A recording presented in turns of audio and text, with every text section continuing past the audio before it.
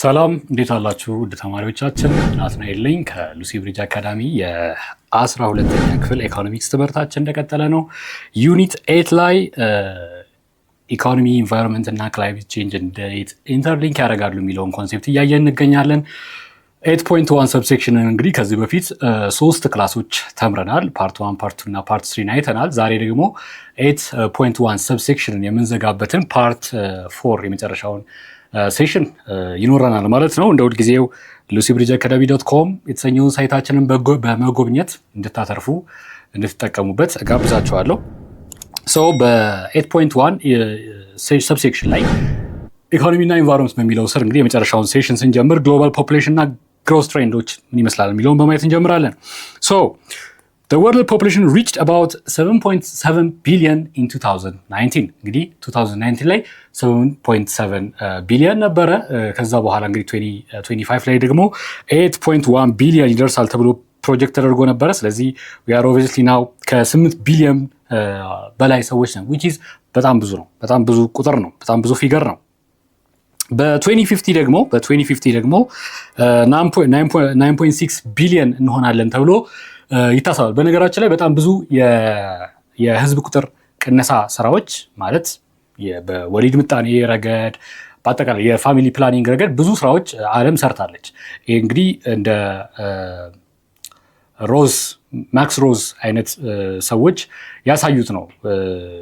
አወር ወርልድ ኢን ዴታ እንግዲህ ማየት ከፈለጋችሁ እንደዚህ አይነት ሳይቶች አሉ። አወር ወርልድ ኢን ዴታ እና ግሎባል ትሬንዶችን ማየት የምትችሉባቸው ሳይቶች አሉ። ዛሬ ስታዩ ሲግኒፊካንት የሆነ ቼንጅ ነው ያለው። በተለይ በቻይልድ በርዝ ሬት በቀነስ አኳያ ያደጉት ሀገራትን ስታዩ እንዲሁም አሁን ሪቨርስ ለማድረግ ነው እየሰሩ ያሉት። በጣም ተቸግረዋል።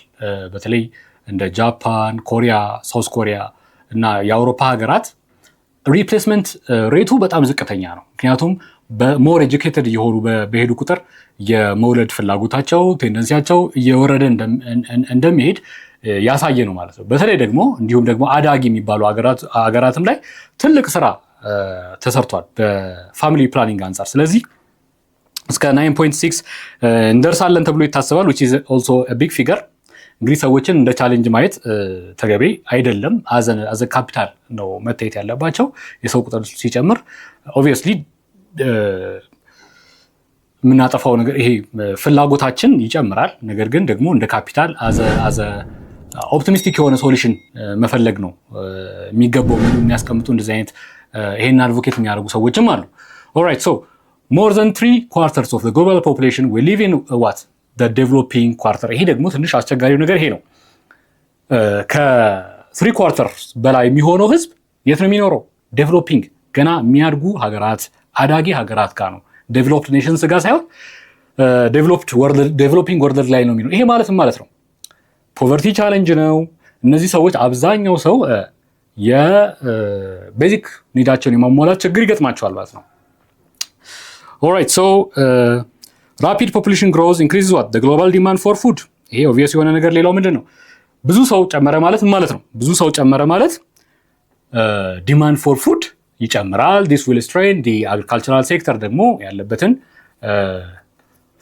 agricultural sector ነው መቼስ የምግብ ፍላጎትን ሚት የሚያደርገው አይደለም። እዛ ላይ ስትሬን ይጨምርበታል።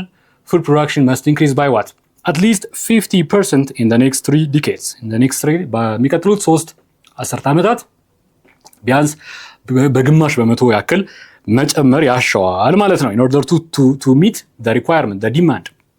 Meeting these targets requires what? Major changes in resource distribution and agricultural practices.